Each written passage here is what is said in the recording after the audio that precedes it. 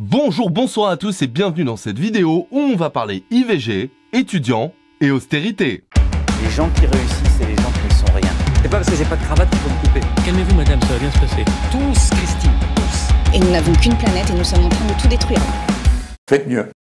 Alors pour commencer, on en a déjà un peu parlé la semaine dernière, mais ça y est, c'est officiel, la France devient le premier pays du monde à inscrire la liberté à l'IVG dans sa constitution. Pas mal, non? C'est français. En tout cas, de façon aussi explicite. Mais après, qu'on soit premier ou pas, peu importe, parce que dans tous les cas, c'est un grand moment pour le droit des femmes. Même si oui, 2024, c'est vachement tard, mais restons positifs, au moins, c'est fait. Et c'est historique, avec 780 voix pour et 72 contre, des voix contre principalement issues de la droite et de l'extrême droite. Bizarrement, les parlementaires du Congrès de Versailles ont quasi unanimement apporté leur voix au pour, et c'est tout à leur honneur. Alors dans un sens, oui, mais en vrai, c'est plus compliqué que ça. Tout simplement parce que dans la Constitution, c'est la liberté à l'IVG qui a été inscrite et non pas le droit. Et si oui, de prime abord, on peut se dire que ça revient quasiment au même, quand on regarde d'un peu plus près, il y a des subtilités qui ont leur importance. Parce que si on parle de liberté à l'IVG et non de droit, alors ça veut dire que les conditions d'accès à l'IVG peuvent être modifiées par la loi.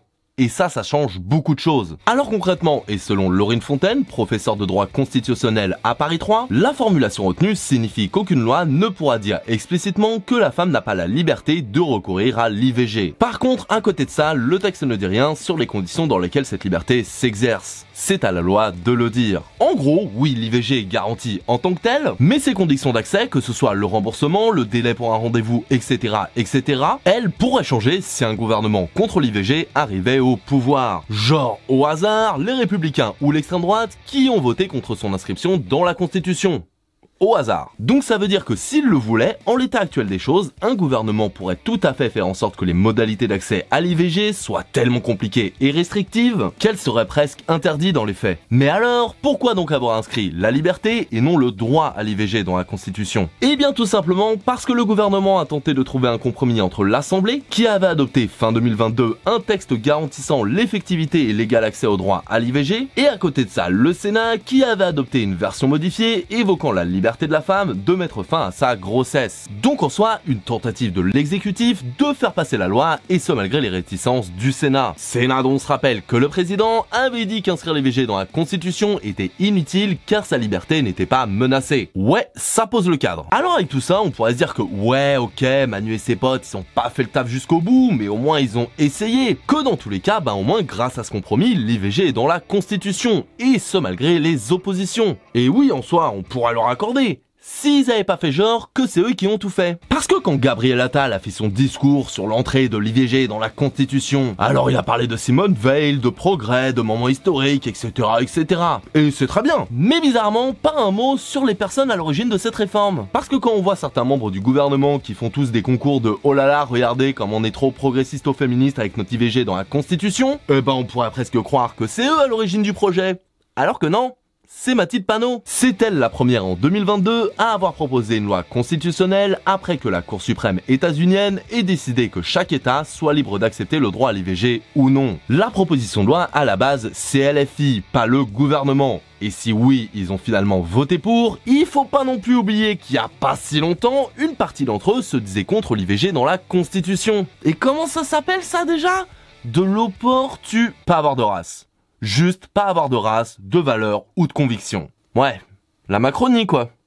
Et allez, en deuxième point, si nous reparlions des étudiants. Parce qu'apparemment, dégager certains étudiants boursiers de leur appart pendant les JO, ça suffisait pas. Du coup, le gouvernement s'est dit qu'ils allaient augmenter le prix des loyers. C'est donc une augmentation maximum de 3,5% des loyers des résidences étudiantes qui ont été annoncées par le gouvernement. Une augmentation justifiée par El Famoso volonté d'économie, mais aussi afin de rénover les logements et les immeubles en question. Ok, donc pour économiser et réparer, on va prendre l'argent sur le dos des étudiants précaires. Et il y a encore des gens qui se demandent si les Macronie c'est de droite ou de gauche. Alors Bénédicte Durand, la nouvelle directrice du CNUS, notamment chargée du logement étudiant, de la restauration et des bourses, nous dit que les loyers étudiants ont quand même été gelés 5 ans et que si on prend en compte les APL, cette augmentation reviendrait à une hausse de seulement 2 à 6 euros par étudiant. Alors ok, sauf que bizarrement elle rappelle le gel des loyers, mais pas la réforme de 2021 qui avait vu baisser ses allocations étudiantes de 10%. Curieux comme oubli. Et ça sans parler du fait que quand t'es étudiant,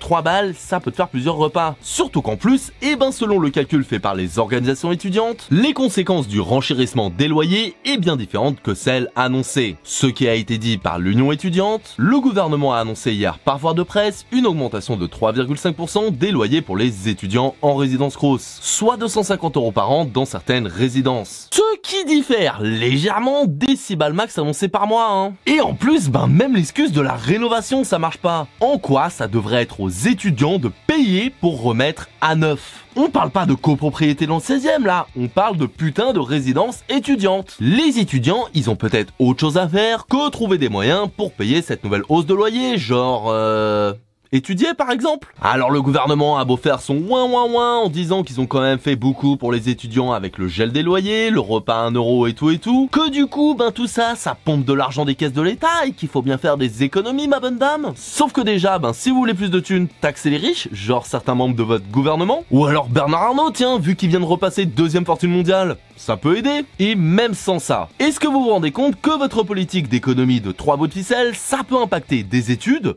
voire même des vies? Parce que si je dois vous le rappeler, un étudiant sur 2 est déjà contraint de sauter un repas par jour. Je peux aussi vous rappeler que les files d'attente devant les distributions d'aide alimentaire sur les campus restent immenses et surchargées, et même que certains étudiants sont contraints de dormir à la rue. Bon après, c'est que des étudiants. Ça pourrait être pire.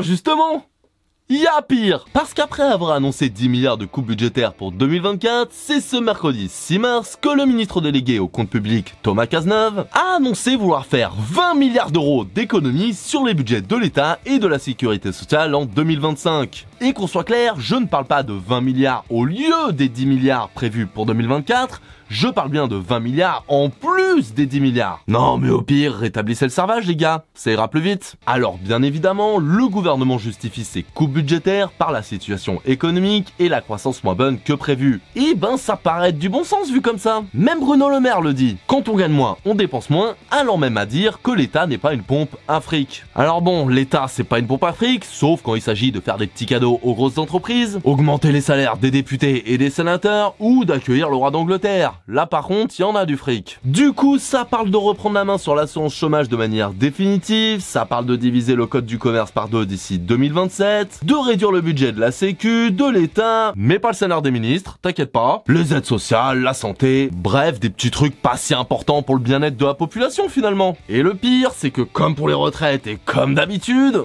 ces mesures risquent même pas d'être réellement efficaces, que ce soit pour la croissance ou l'économie sur le moyen long terme. C'est en tout cas ce que disent certains économistes, comme Olivier Blanchard, une figure reconnue du milieu, ancien économiste au FMI, professeur à l'école d'économie de Paris, qui lui et d'autres économistes mettent en garde sur les conséquences néfastes que peuvent avoir ces coupes budgétaires, estimant que ces économies n'arrivent pas au bon moment. Expliquant notamment que si l'activité freine, alors il est très risqué de réduire trop brutalement le déficit. Cela pouvant accentuer encore plus le ralentissement économique. Ce qui est logique en soi. Si tu augmentes le coût des dépenses, que ce soit dans l'éducation, la santé, etc., c'est de l'argent que les gens ne dépenseront pas autre part. Et donc, ça fera pas vivre l'économie. Non mais dites-vous que c'est grave au point où on est obligé d'expliquer ça au ministre de l'économie. Mais t'inquiète Bruno, au pire je vais faire simple. L'austérité Bruno, c'est pas bien. L'austérité, ça ne fait pas remonter les finances. Non. L'austérité, ça fait descendre l'économie.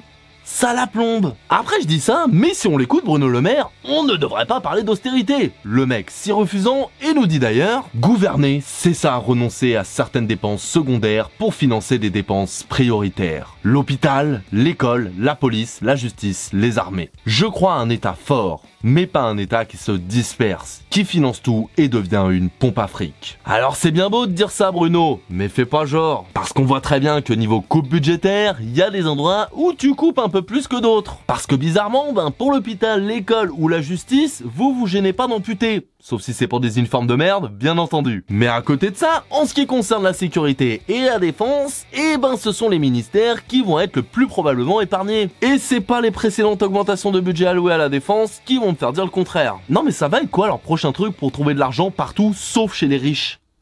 Augmenter le prix de l'eau? Non, vous avez rien entendu, ça va leur donner des idées. Mais sinon, tout va très bien. Alors maintenant, à savoir si l'économie c'est de droite ou de gauche, alors je sais pas. Par contre, son ministre... bah il est bien naze. Allez.